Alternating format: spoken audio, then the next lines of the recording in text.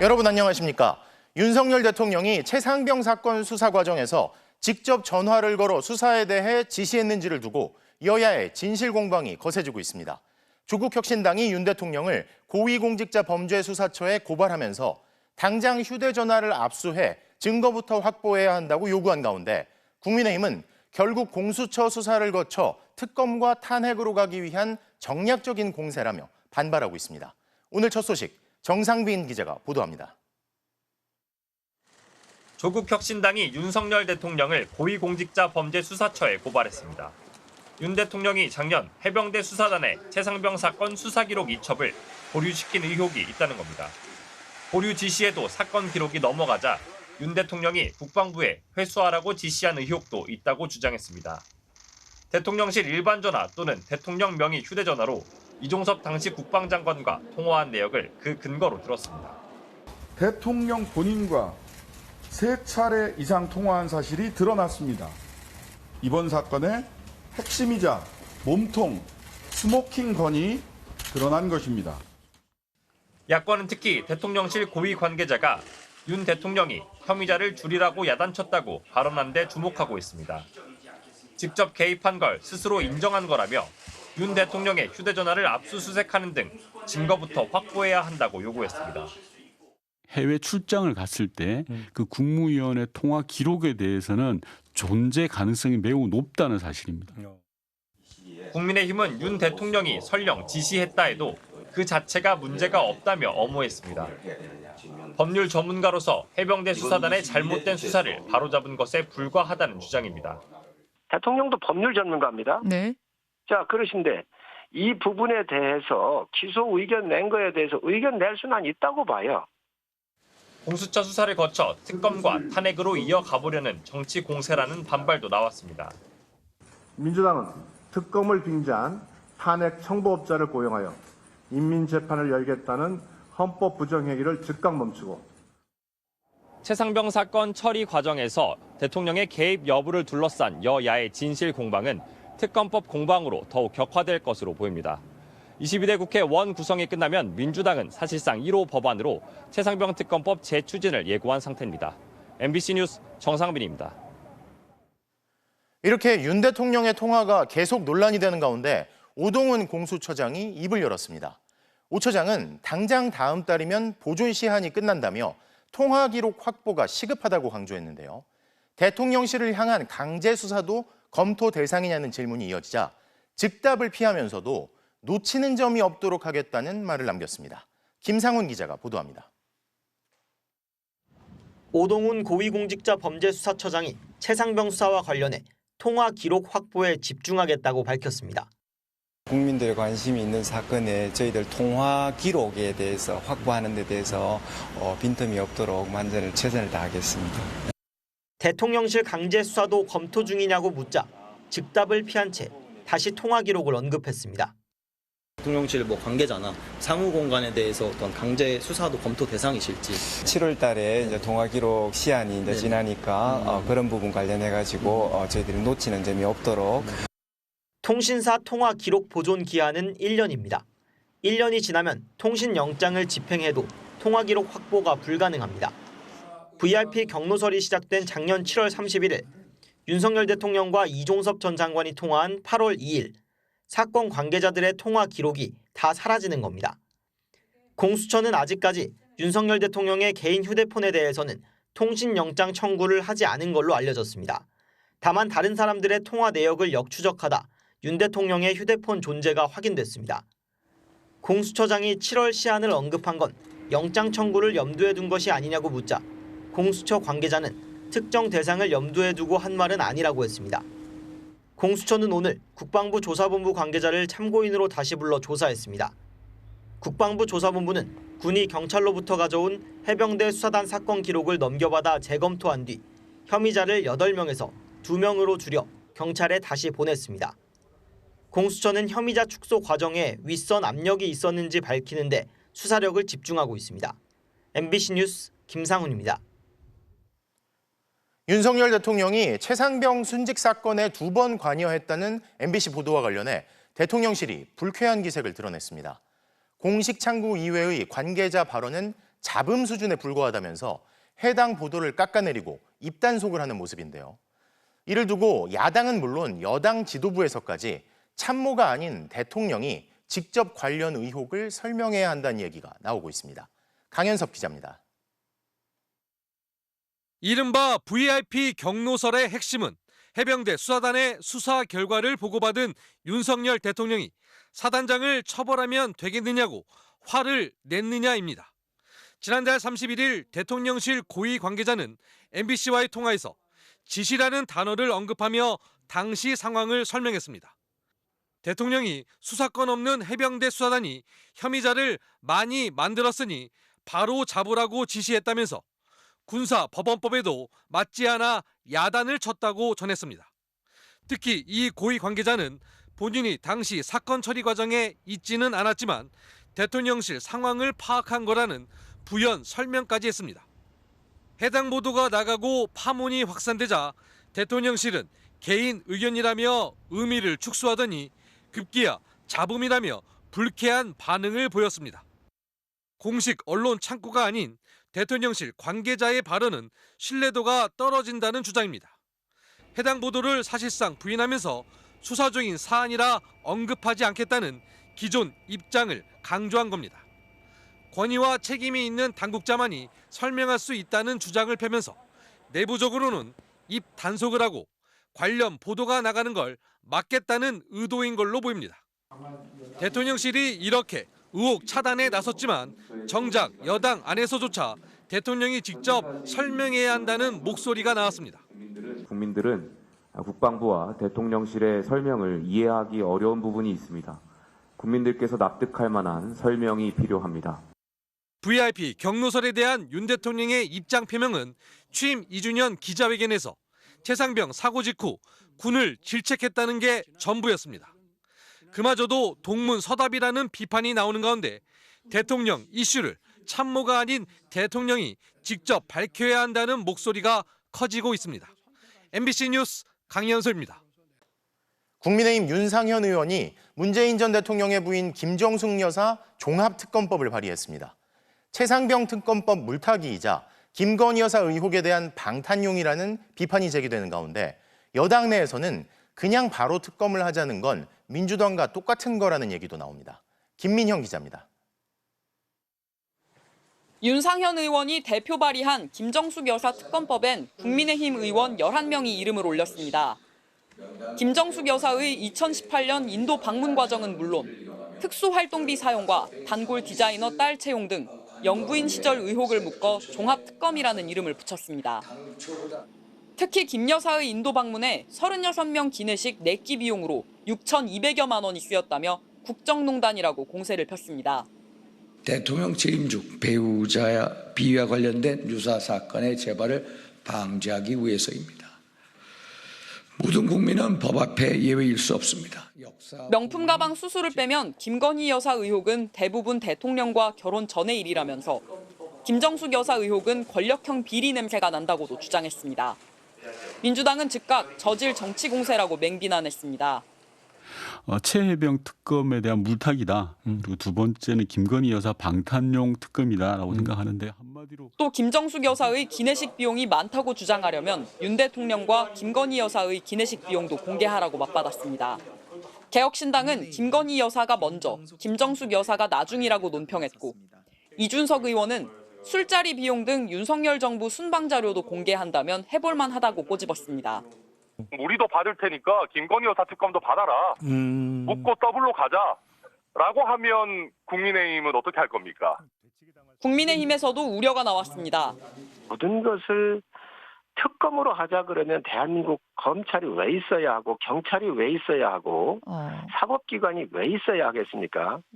공수처와 검찰 수사 등을 이유로 야당의 특검 요구에 반대하는 만큼 자기 모순이 될 수 있다는 점을 의식한 것으로 보이는데 당 지도부에선 국민권익위에 일단 조사를 맡기자는 의견이 나온 걸로 전해졌습니다. MBC 뉴스 김민영입니다. 자, 이런 가운데 김건희 여사 검찰 소환 조사 일정이 급물살을 탈 것으로 보입니다.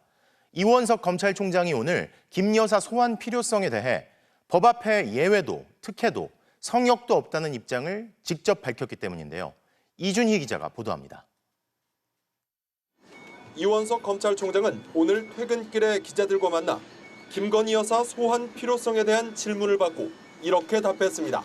비단 이 사건만이 아니라 모든 사건에 있어서 제가 검사들에게 당부하는 것은 우리 법 앞에 예외도 특혜도 성역도 없다. 이 총장은 지난달 2일 김 여사 명품백 수사에 대해 철저하고 신속한 수사를 지시했습니다. 이후 검찰 인사에서 서울중앙지검장은 물론 중앙지검 1, 2, 3, 4 차장이 한꺼번에 교체되면서 대통령실에 불편한 심기가 반영됐다는 분석이 나왔습니다. 이 총장은 재편된 수사팀을 믿는다고 말했습니다. 이제 수사팀이 재편돼서 준비가 되었으니 수사팀에서 수사 상황과 그리고 조사의 필요성을 충분히 검토해서 바른 결론을 내리리라고 저는 믿고 있고 그렇게 지도하겠습니다. 이 총장은 민주당이 발의한 대북 송금 검찰 조작 특검법을 향해선 날을 세웠습니다. 검찰은 이러한 특검은 검찰에 대한 겁박이자 사법부에 대한 압력이라고, 그래서 이러한 특검은 사법방해 특검이라고 판단하고 있습니다. 이 총장은 이화영 전 부지사의 술자리 회유 관련 시기와 장소에 대한 진술이 달라지고 있다며 국회의원과 부지사를 지낸 중량감 있는 중진에 대해 어느 검사가 회유를 할 수 있겠냐고 반문했습니다. MBC 뉴스 이준입니다. 윤석열 대통령이 오늘 바쁜 일정 중에도 예정에 없던 기자회견을 열었습니다. 경북 포항 앞바다에 막대한 양의 석유와 천연가스가 매장돼 있을 가능성이 매우 높다며 취임 이후 처음 국정브리핑이라는 형식으로 발표를 한 건데요. 시추 결과는 내년 상반기 정도에 어느 정도 나온다 하고 모든 게 잘 된다면 실제 상업적인 개발 결과는 다다음 정부쯤 확인할 수 있을 것으로 보이는데 대통령이 긴급하게 또 직접 이렇게 나선 건 분명히 그럴 만한 근거나 이유가 있기 때문이겠죠. 홍익표 기자입니다. 윤석열 대통령이 경북 포항 영일만 앞바다에 막대한 양의 석유와 가스가 매장돼 있을 가능성이 높다고 발표했습니다. 최대 140억 배럴에 달하는 석유와 가스가 매장되어 있을 가능성이 매우 높다는 결과가 나왔고, 석유 가스전 개발은 물리 탐사와 탐사 시추, 상업 개발 3단계를 거치는데 지난해 2월 미국 전문 기업에게 첫 단계인 물리 탐사를 맡긴 뒤 나온 결과를 대통령이 직접 공개한 겁니다. 추정되는 매장량은 140억 배럴. 우리나라 전체 사용량으로는 가스는 최대 29년, 석유는 최대 4년 이상 쓸 수 있는 양입니다.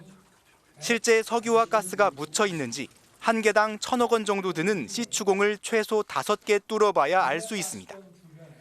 사전 준비 작업을 거쳐 금년 말에 첫 번째 시추공 작업에 들어가면 내년 상반기까지는 어느 정도 결과가 나올 것입니다.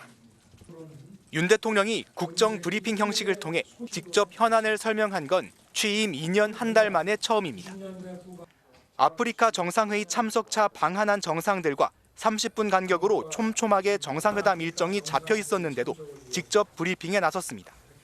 또 산업통상자원부로부터 보고를 받은 뒤 하루 만에 이루어진 전격적인 발표였습니다. 야권은 이례적인 브리핑이 국면 전환용 아니냐고 지적했습니다. 하락세의 지지율을 전환하기 위한 국면 전환용 발표는 아닌지 매우 의심스럽습니다. 시추 계획을 승인했을 뿐인 일에 대통령이 직접 호들갑을 떨며 브리핑을 할 일인가 싶습니다. 다만 야당도 실제 충분한 매장량이 확인된다면 민생 경제에 큰 도움이 될 일이라며 국회 차원에서 지원하겠다고 덧붙였습니다. MBC 뉴스 홍익표입니다. 정부의 발표대로 최대 140억 배럴의 석유, 가스가 우리 바다에서 나온다면 에너지 자립이 가능하다는 전망까지 나옵니다. 하지만 아직은 가능성 수준이라는 게 전문가들의 의견인데요. 실제 매장량을 확인하고 경제성도 검토해야 하는 등 변수가 많다는 겁니다. 이어서 박소희 기자입니다. 지난 1998년 울산 앞바다에서 동해 가스전이 발견됐습니다. 가스 생산에 들어가는 비용이 3억 달러로 추산되는 만큼 7억 달러, 즉 1조 원 가까운 순수이익이 기대됩니다. 개발 비용으로 1조 2천억 원을 투자했는데 기대와 달리 실제 생산량은 연간 소비량의 3%에도 미치지 못했습니다. 정부는 이번에 최대 140억 배럴로 추정되는 석유 가스는 동해 가스전 규모의 300배가 넘는다고 밝혔습니다. 안덕근 산업부 장관은 조심스럽다는 전제를 달긴 했지만 현재 가치로 삼성전자 시가총액의 5배에 달한다며 그 가치를 강조했습니다. 다만 한 정부 관계자는 이번 동해 심해 석유가스 개발 성공률을 20% 정도로 봤습니다. 통상보다 높은 수준이라고 하지만 전문가들은 지나친 낙관론을 경계하고 있습니다. 실제 석유나 가스가 얼마나 있는지 확인하려면 시추 작업을 해봐야 결과가 나온다는 겁니다. 상부층을 뚫어봐가지고 그 안에 진짜 탄화수소가 존재하는지 그거를 이제 평가를 해야 돼요. 불공 이상은 뚫어봐야 정확히 알 수가 있겠죠. 무엇보다 중요한 건 경제성입니다. 정부가 발표한 추정 매장량은 최소 35억 배럴에서 최대 140억 배럴로 차이가 매우 큽니다. 실제 매장량과 채굴의 난이도 등이 나와야 수익을 추산할 수 있기 때문에 지금 단계에서 상업적인 성공 가능성을 예단하긴 어렵다는 게 전문가들의 공통적인 견해입니다. 정부는 올 연말부터 시추를 시작하더라도 상업적인 개발은 오는 2035년쯤 이뤄질 것이라고 전망했습니다. 또 시추 비용은 정부 재정과 석유공사의 해외 투자 수익금, 해외 메이저 기업의 투자 유치를 통해 조달할 방침이라고 밝혔습니다. MBC 뉴스 박소희입니다. 대통령의 직접 발표 이후 포항 시민들은 기대하면서도 냉정함은 잃지 않는 모습을 보였습니다. 지난 50년간 석유나 가스 발견 가능성이 여러 차례 제기됐지만 해프닝으로 끝나거나 흐지부지 마무리된 적이 대부분이기 때문입니다. 박성아 기자입니다. 작은 둔덕 앞에서 새빨간 불꽃이 활활 타오릅니다. 지난 2017년 포항 도심지 한가운데에서 발견된 천연 메탄가스에 불을 붙인 이후 7년째 꺼지지 않고 있습니다. 조사 결과 고순도 메탄가스로 판명됐지만 경제성이 없어 불의 정원이라는 공언으로만 남았습니다. 앞서 지난 1976년 박정희 대통령이 직접 명일만에서 원유가 발견됐다고 발표했지만 조사 결과 해프닝으로 끝났습니다. 여러 차례 가스와 석유 매장 가능성이 제기됐지만 조사 결과가 달랐던 만큼 막대한 석유와 가스가 매장됐을 가능성이 있다는 정부 발표에도 포항 시민들은 추가 조사 결과를 기다려보겠다는 반응입니다. 아직까지는 정확하게 개발이 되고 있다는 증거라든가 그런 게 좀 더 나와야 신빙성이 있지 않을까 싶어서 그냥 아직은 눈 감고 있는 상태입니다. 하지만 정부가 석유와 가스 매장량의 추산치와 함께 시추 계획까지 발표하며 기대도 커지고 있습니다. 석유가 나오면 정말 좋겠죠. 또 우리나라에 도움도 많이 되고 또 포항 발전에 있어도 상당한 도움이 될 것 같습니다. 석유와 가스가 매장돼 있을 가능성이 높다고 발표된 곳 인근의 바다입니다. 정부는 올해 12월부터 이 인근의 바다에서 실질적인 탐사를 시작하겠다는 계획입니다. MBC 뉴스 박성아입니다. 정부가 남북 간 상호 신뢰가 회복될 때까지 9.19 남북 군사 합의의 전체 효력을 정지하기로 결정했습니다. 북한이 오물풍선 살포를 잠정 중단할 것이라고 했지만 정부는 군사 합의를 사실상 파기하는 것과 다름없는 강경한 조치를 내놨습니다. 이로써 남북 간 우발적인 충돌을 막기 위한 안전장치는 사실상 사라진 셈이 됐습니다. 이덕영 기자입니다. 정부가 9.19 남북 군사합의 효력을 전면 정지하기로 했습니다. 국가안보실은 김태효 국가안보회의 사무처장 주재회의에서 효력 정지 안건을 국무회의에서 의결하기로 했습니다. 안보실은 이미 유명무실한 9.19 군사합의가 우리 군 대비태세에 많은 문제점을 초래하고 있다고 설명했습니다. 대북 확성기 방송 재개 등 북한이 감내하기 힘든 조치에 착수하겠다고 밝힌 지 하루 만입니다. 남북 간 우발적 충돌을 방지하는 목적 등을 가진 9.19 합의는 그동안 위태롭게 유지되어 왔습니다. 작년 11월 북한의 정찰위성 발사를 계기로 우리 정부가 먼저 일부 조항의 효력을 정지했고 이에 대응해 북한도 합의 파기를 선언했습니다. 북남 군사 분야 합의에 따라 중지하였던 모든 군사적 조치들을 즉시 회복할 것이다. 북한은 지난달 29일 260여 개의 오물풍선을 날려보는 데 이어 지난 주말엔 1000여 개를 더 살포했습니다. 합참은 오물풍선에 생화학 무기는 없었다고 밝혔지만 낙하물 무게가 10kg에 달해 차량 파손 등 피해도 잇따랐습니다.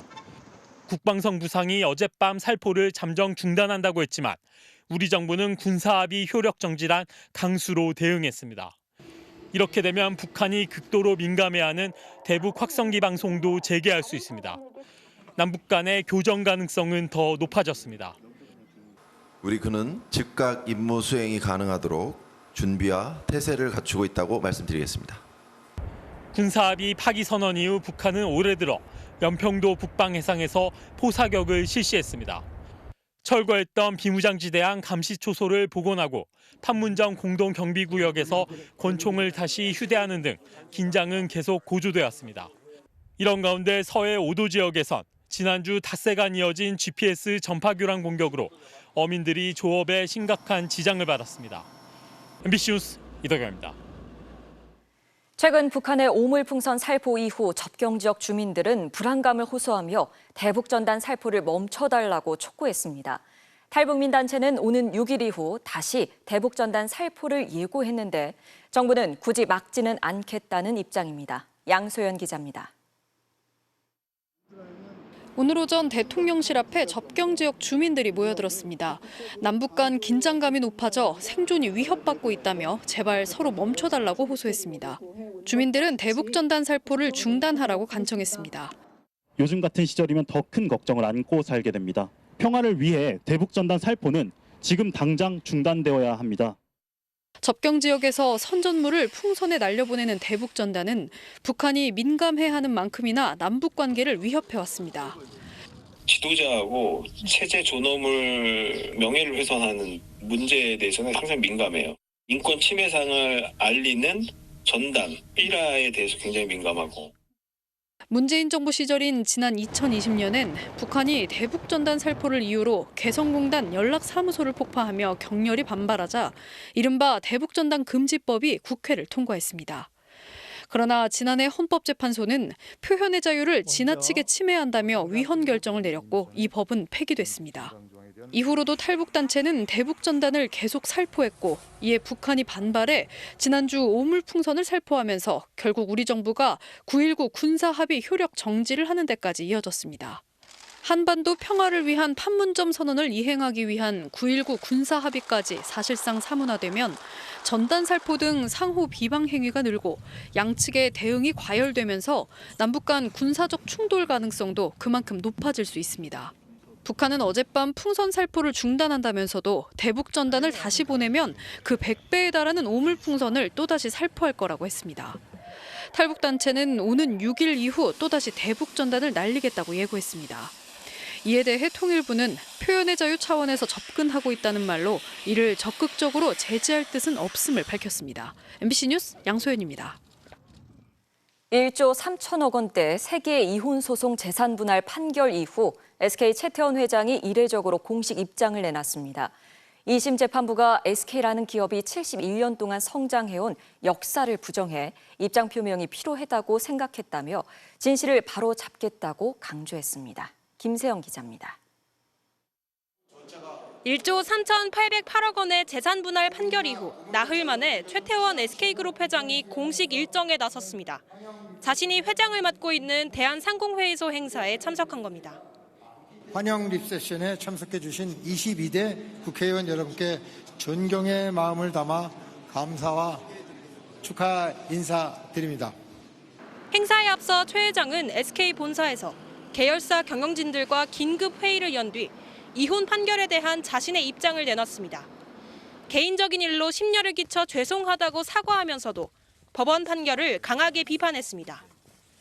이번 판결로 지난 71년간 쌓아온 SK그룹의 가치, 구성원들의 명예와 자부심에 큰 상처를 입었고 SK가 성장해온 역사를 부정했다며 유감을 표했습니다.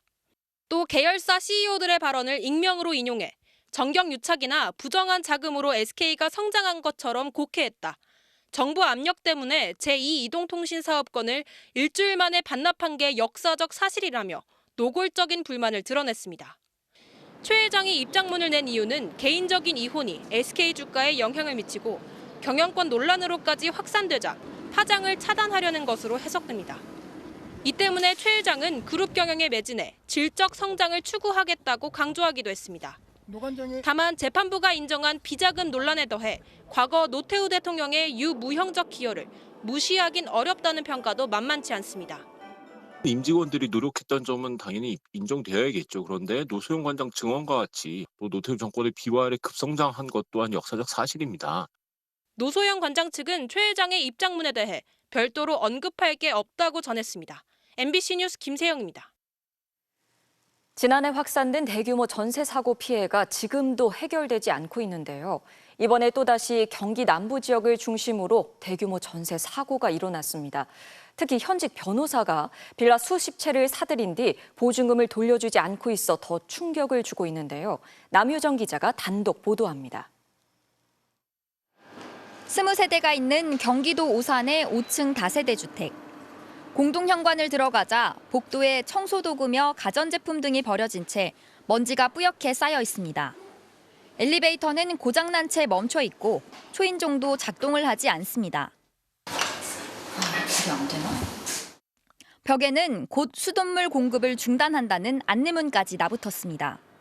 청소 방문 일지 같은 게 있어요. 작년 9월부터는 안 적혀 있어요. 엘리베이터 고장이 한 3달 정도 방치가 돼 있어요. 이 빌라의 소유주는 현직 변호사인 조모 씨. 자신이 설립한 부동산 법인 명의로 세입자들과 전세 계약을 맺었습니다. 세입자 가운데 6명은 전세 계약이 끝난 상황.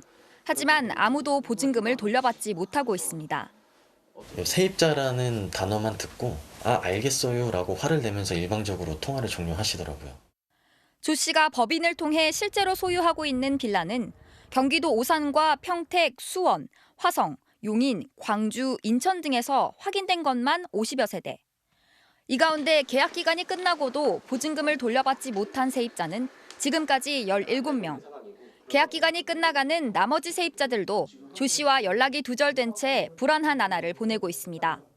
짜증 섞인 말투라든지 왜 자꾸 전화하냐 바쁜데 지금은 차단을 했습니다. 그 사람이. 세대별로 돌려받지 못하고 있는 보증금은 5천여만 원에서 1억 원대. 세입자들은 대부분 20, 30대 청년들입니다. 투잡 이런 거에서 제 몸으로 다 뛰어서 그런 목표를 채우기 위해서 이제 열심히 이제 살아왔는데 한순간에 이렇게 무너진 느낌을 받아서 여기서 전세로 한 번 더 살고 이제 결혼해서 이 보증금을 미천 삼아 이제 결혼을 할 계획이 있었는데.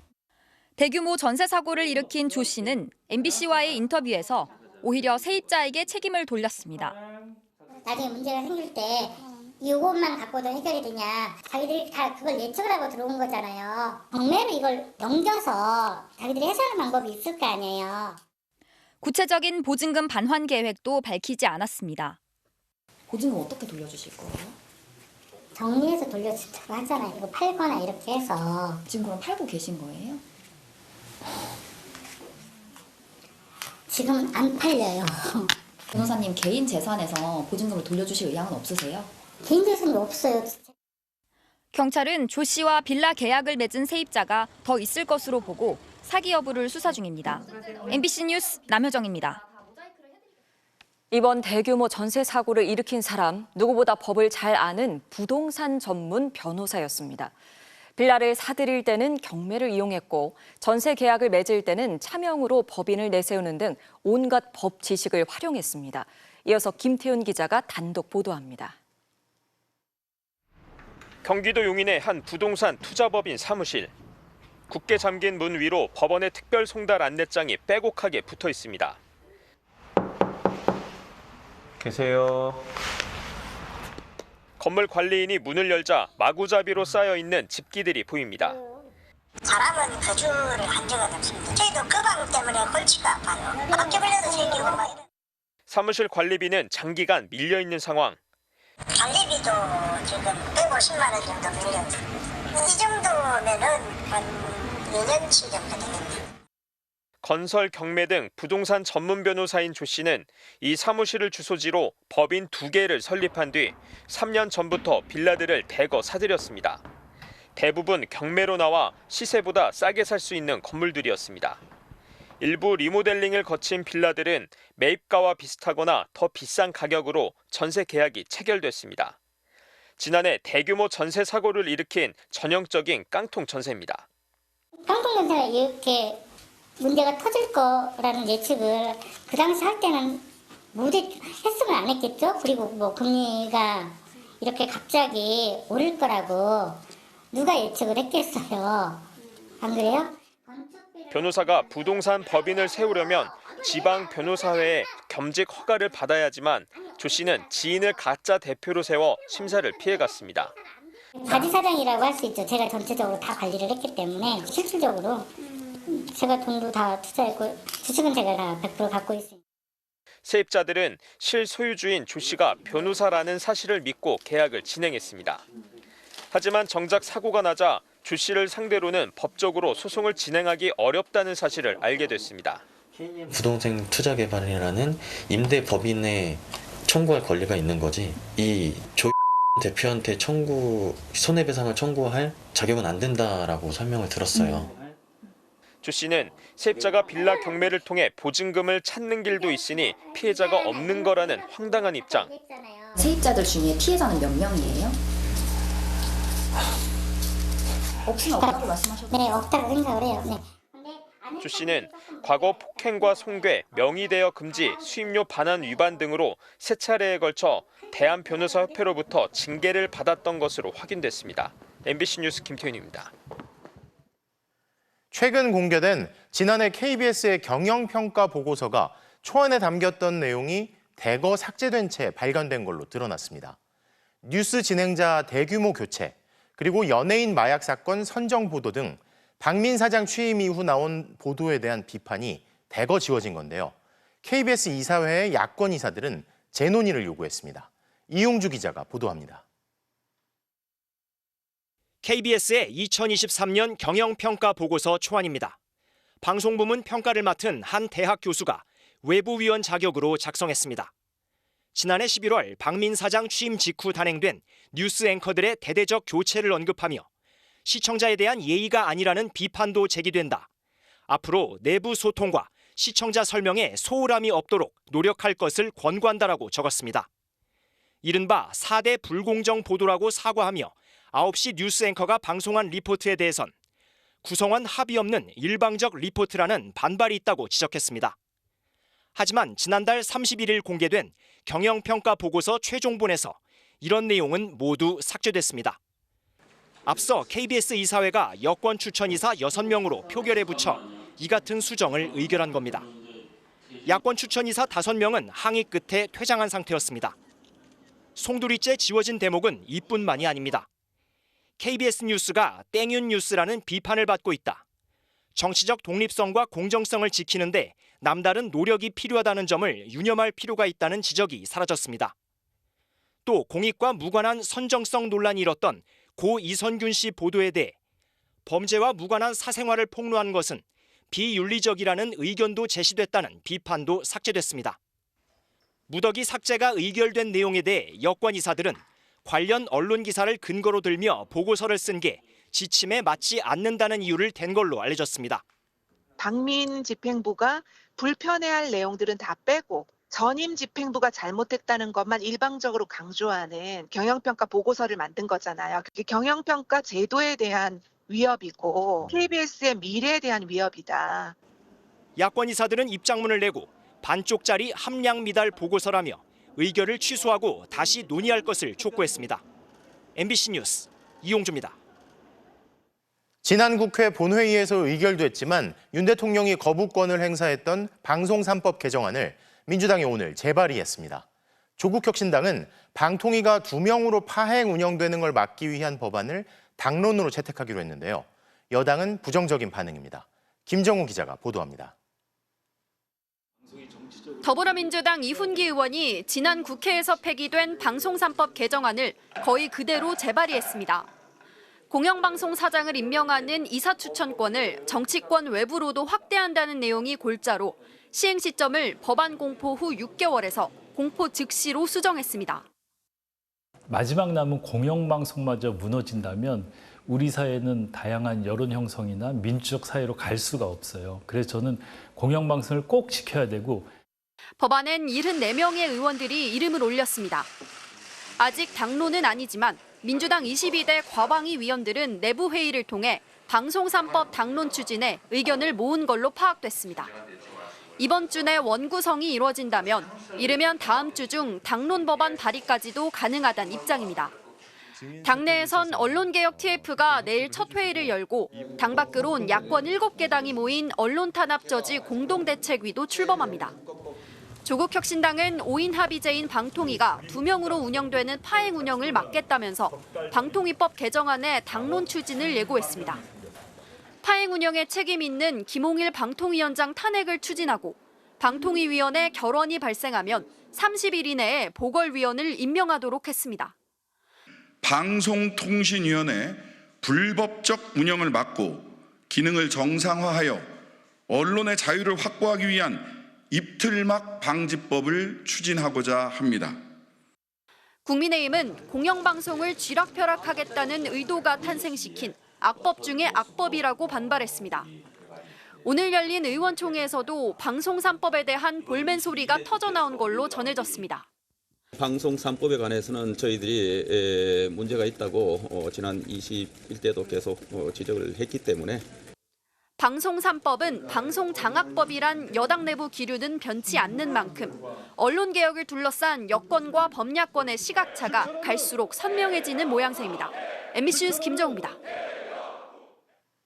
70대 요양보호사가 80대 치매 노인을 상습적으로 학대한 혐의로 재판을 받고 있습니다.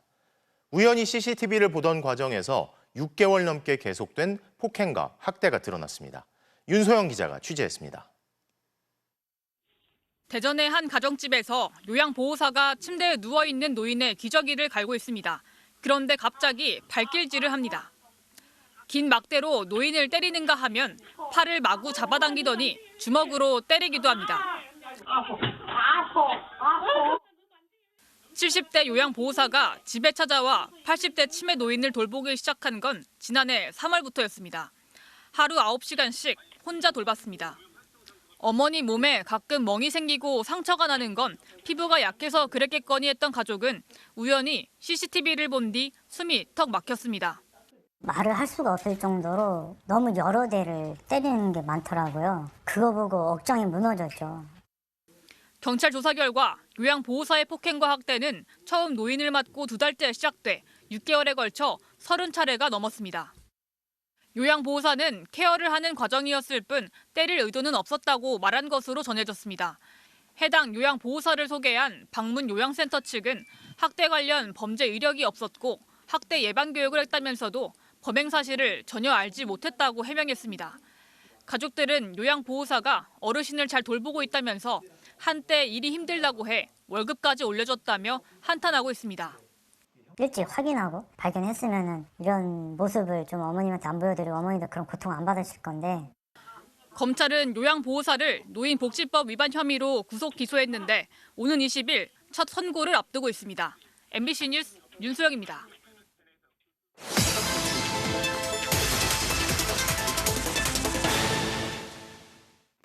바로간다 테크앤트렌드팀 문다영 기자입니다. 최근 한국을 찾는 외국인 관광객들의 수가 크게 늘었습니다. 한복을 빌려 입고 고궁에서 기념사진을 촬영하는 게 관광객들 사이에서 크게 인기라고 하는데요. 대여 한복 대부분이 전통과 맞지 않는다며 정부가 바로잡기에 나섰습니다. 개성 있는 퓨전 한복이냐 전통 파괴냐 지금 바로 가보겠습니다. 경복궁이 한복을 입은 관광객으로 가득 찼습니다. 사진에 잘 나오고 고궁 입장료도 면제라 한복 안 입은 사람 찾기가 힘들 정도입니다. As a tourist, and it was something we wanted to try and on our trip to Seoul, and we thought it would fit in well with the palace, and we could take nice photos. 그런데 지나치게 화려한 금박 장식, 왕이 입는 골룡포에 갓을 쓴 사람 등 생소한 모습도 눈에 띕니다. 모두 고궁 근처 대여점에서 빌린 것들입니다. Do you know the king doesn't wear like that with the cut? He didn't know that. 국가유산청은 이런 퓨전 한복들을 바로잡겠다고 했습니다. 저도 경복궁 근처에서 한복 한 벌을 빌려 입어봤습니다. 꽃무늬에 금색 장식까지 달린 게 가장 인기 있다고 하는데요. 이 한복의 어떤 부분이 전통과 어긋난다는 건지 전문가를 만나 물어보겠습니다. 가장 먼저 지적받은 건 원단입니다. 전통 한복엔 면이나 명주 같은 천연 옷감을 쓰는데 대여 한복엔 저렴하고 화려한 합성 섬유를 많이 씁니다. 몇십 년 전에 그 커튼에서 사용했다든지 뭐 그런 원단들로 좀 최대한 사람들한테 이목을 끌 수 있는 화려함만을 강조한. 철사로 모양이 잡힌 속치마는 서양식 패티코트와 비슷합니다. 한복의 미를 살리며 일상에서도 입게 한 개량 한복과는 또 다르다는 설명입니다. 대여업자들도 이런 지적을 모르진 않지만 퓨전 한복이 전통 한복보다 저렴하고 화려해 더 인기라 설명합니다. 우리도 전통을 놓고 팔고 이렇게 혼합된 이런 부링부링한 무늬를 놓고 팔아보지만 우리가 권하는 건 아니에요. 소비자들이 좋아하는 거죠. 전통에 어긋나니 퇴출해야 할까? 시민의 생각은 엇갈렸습니다. 너무 현대에 맞춰서 입는 거는 한복이 아니라 그냥 옷 같은 거, 드레스 같은 거 같거든요. 외국 사람들이 한국을 좀 느낄 수 있겠구나. 그럼 좀 가볍고 편하게 생각을 해야지. K-팝을 좋아해 여행 왔다는 관광객에겐 정작 자신이 입은 한복이 퓨전인지 전통인지가 중요하지 않았습니다. It's really pretty, and I wanted to also wear the hair with the flowers. So I think they look really beautiful on everybody else. So I wanted to try. 관광객 사이에서 일종의 놀이문화가 된 한복 입기. 전통을 지키려다 잠시 머물다 가는 이들에게 너무 엄숙주의를 강요하게 되는 건 아닐까요? 바로 간다 문다영입니다.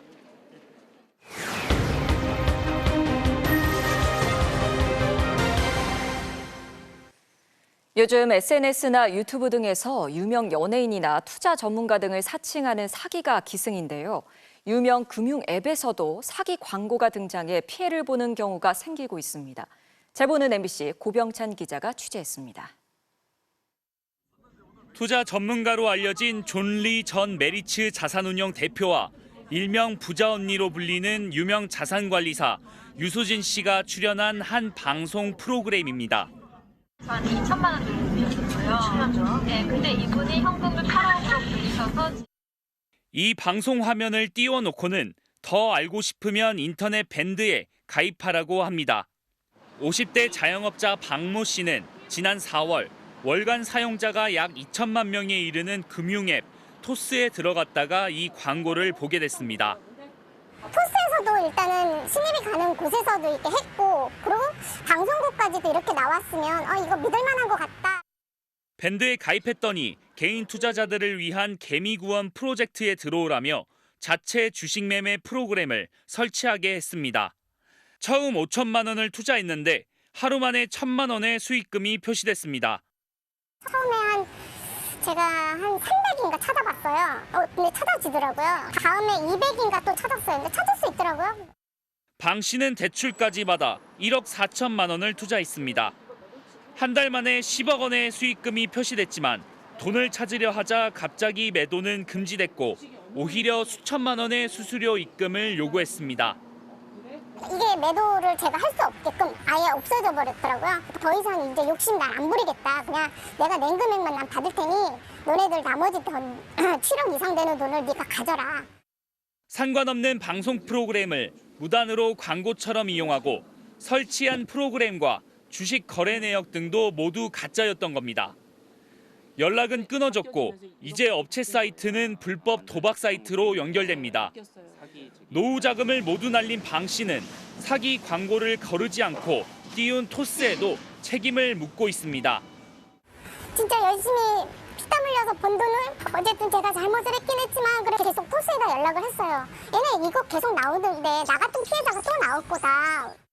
토스는 해당 광고는 메타 같은 대형 플랫폼에서 공급한 것이라며 문제가 된 플랫폼에서 광고를 받는 걸 중단하는 것을 검토하고 있다고 밝혔습니다. 이번 사기 사건 발생 이후 지난주부터 광고 앞에 광고는 토스와 상관없다며 권유하는 광고는 주의하라는 알림을 띄우기 시작했습니다. 인천 연수경찰서는 방 씨가 투자금을 입금한 계좌에 명의자를 추적하는 등 사건 수사에 나섰습니다. MBC 뉴스 고병찬입니다. 최근 재건축을 진행하는 아파트 단지에서 건설사를 구하지 못해 고민입니다. 공사비가 너무 올라 건설사들이 입찰을 꺼리기 때문인데요. 심지어 강남의 한 재건축 단지에선 단 한 곳의 건설사도 입찰에 참여하지 않았습니다. 오유림 기자입니다. 재건축을 추진하는 서울 강남의 한 아파트 단지입니다. 학원가에 각종 편의시설을 갖춘 지역이라 주민들의 기대감도 컸습니다. 지난 3월 시공사를 선정하기 위한 설명회에는 건설사 10곳이 몰렸습니다. 조합이 공사비로 제시한 금액은 3.3제곱미터에 920만 원. 그런데 정작 입찰에는 아무도 참여하지 않았습니다.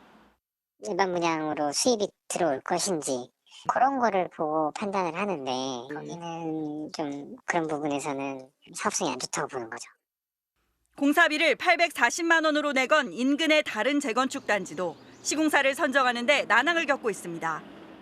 개포 주공 5단지는 초역세권으로 대표적인 노른자 땅으로 꼽히는데 재건축 시공사 선정 입찰에 건설사 한 곳만 참여하면서 경쟁 입찰이 나오지 않아 자동 유찰됐습니다.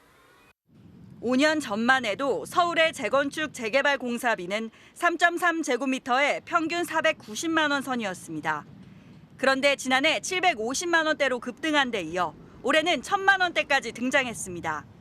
시멘트와 골재 등 원자재 가격과 인건비 등이 가파르게 올랐기 때문입니다. 치솟은 공사비는 분양가를 급격히 끌어올리고 있습니다.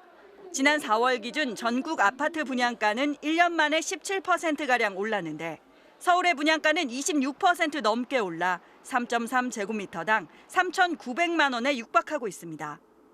원자재 값 때문에 분양가격이 올라간 게 하락하진 않을 거라고 하는 불안 심리가 있어요. 기존 아파트 같은 경우는 상대적으로 싸게 느끼는 거예요.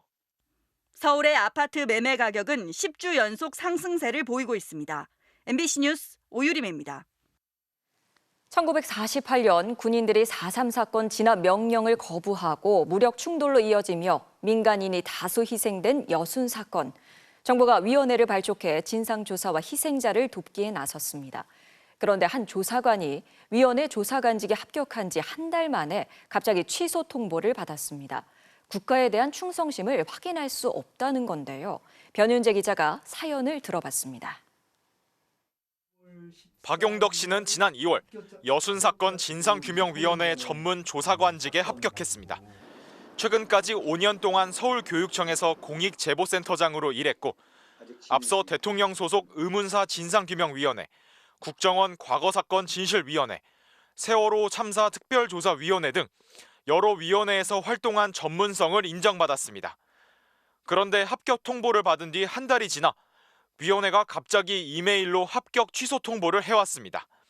신원 조사를 해보니 국가기밀 누설 등 보안 관련 특이사항이 발견됐다며 박 씨가 국가안전보장에 해를 끼칠 정보가 있음이 확인된 사람이란 겁니다. 제가 국가기밀 누설했다라고 하는 거 이게 좀 살벌한 말이잖아요. 제가 무슨 국가기밀을 뭐 얼마나 대단한 국가기밀을 가지고 있겠어요.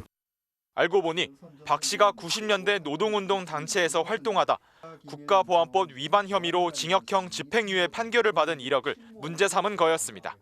하지만 박 씨는 이미 판결 직후인 1998년에 사면 복권됐습니다.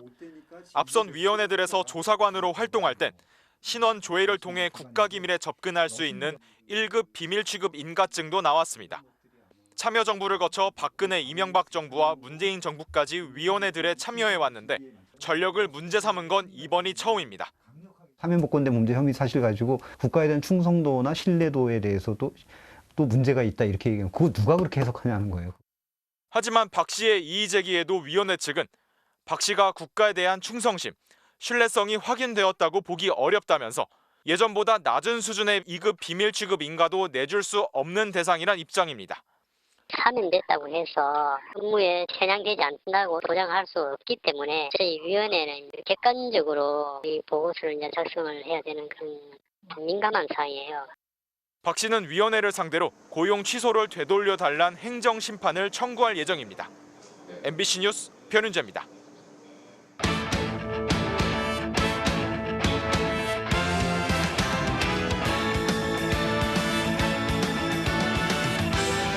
월요일 밤 스포츠 뉴스입니다. 프로야구 한화의 새 사령탑을 맡게 된 김경문 감독이 공식 취임했습니다. 현역 최고령 감독이지만 젊은 선수들을 이끌고 자신의 꿈인 우승을 이루겠다고 다짐했습니다. 이명노 기자입니다. 6년 만에 KBO 리그로 돌아온 김경문 감독. 구단 직원들과 일일이 악수를 나눈 뒤 한화 선수단과도 처음 얼굴을 마주했습니다.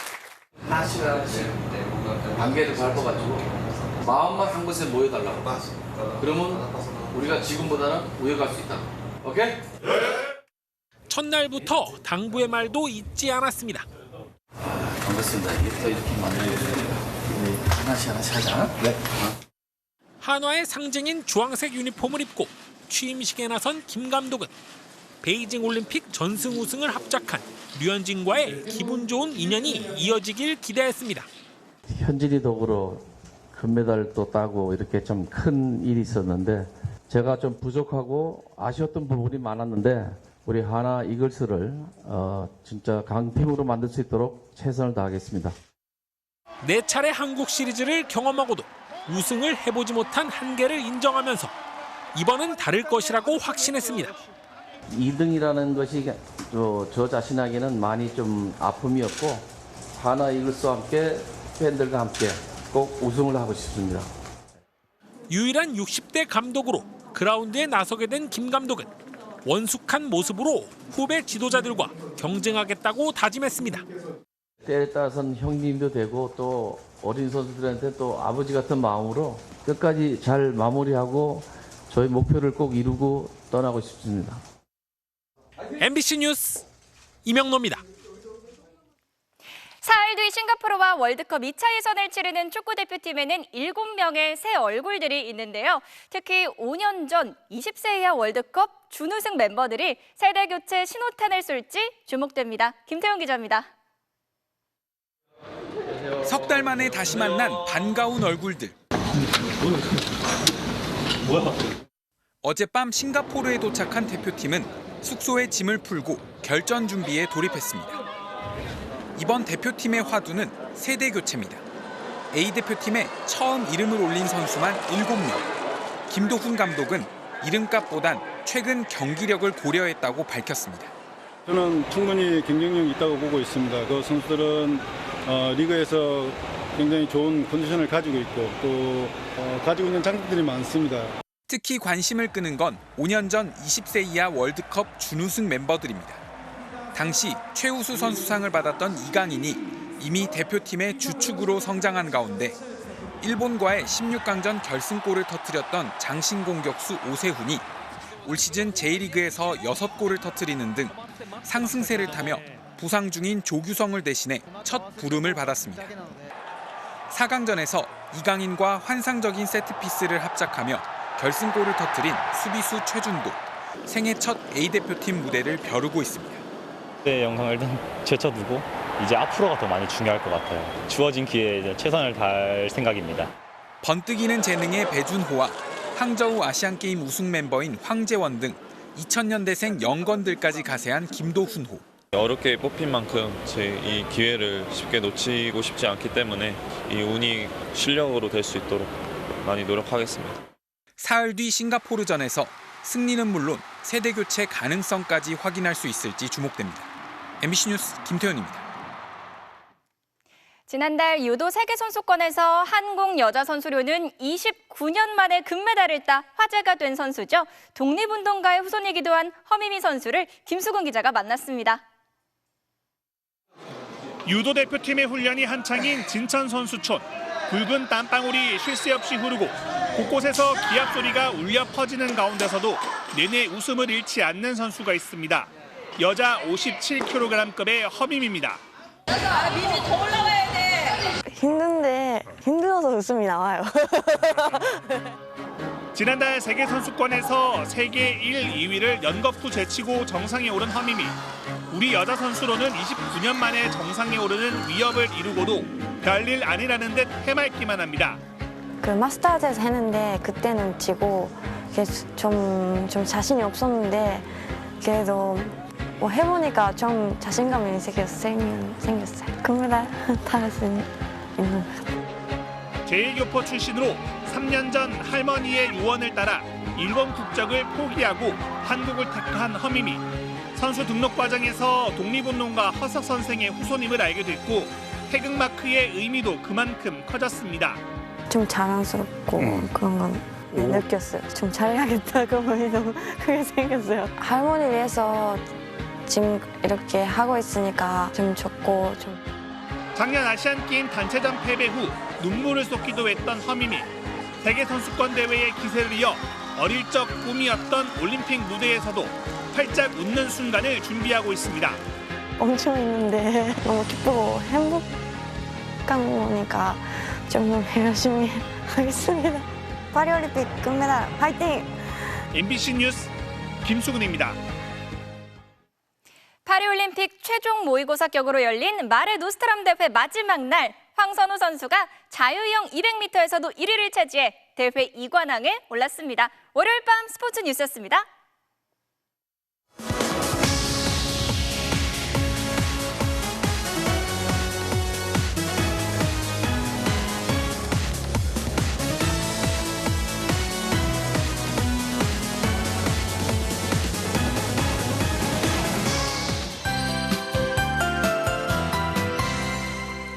본격적인 여름이 시작되는 6월에 접어들었습니다. 지금 이 영상은 녹차밭으로 유명한 전남 보성입니다. 산 비탈을 따라 마치 녹색 카펫을 깔아놓은 듯 차밭이 펼쳐지고 있습니다. 4월 중순에 수확을 마치고 이제는 짙은 잎들이 남아 그 어느 때보다도 푸르른 여름 향기가 물씬 풍겨지는데요. 내일도 내륙을 중심으로는 초여름 더위가 이어지겠습니다. 고향의 낮 기온이 31도, 서울과 광주 29도까지 올라서 덥겠는데요. 다만 아침, 저녁으로는 서늘합니다. 일교차가 크니까요. 건강관리에 유의해 주셔야겠습니다. 한편 현재 호남 내륙을 중심으로는 소나기 구름이 발달해 있는데요. 오늘 밤 자정 무렵까지 남부 내륙 곳곳에 요란한 소나기가 오겠습니다. 내일도 전국의 하늘이 대체로 맑겠습니다. 아침에는 남부 내륙을 중심으로 짙은 안개가 끼겠습니다. 아침 최저 기온은 서울이 16도 등으로 오늘과 비슷하겠고요. 낮 최고 기온은 서울과 광주가 29도까지 오르겠고 강릉은 24도를 보이겠습니다. 절기상 망종인 수요일에는 서울의 낮 기온이 30도까지 오르겠고 동쪽 내륙 곳곳에 소나기가 내리겠습니다. 날씨였습니다. 월요일 뉴스데스크 오늘 순서 여기서 마치겠습니다. 시청해주신 여러분 고맙습니다.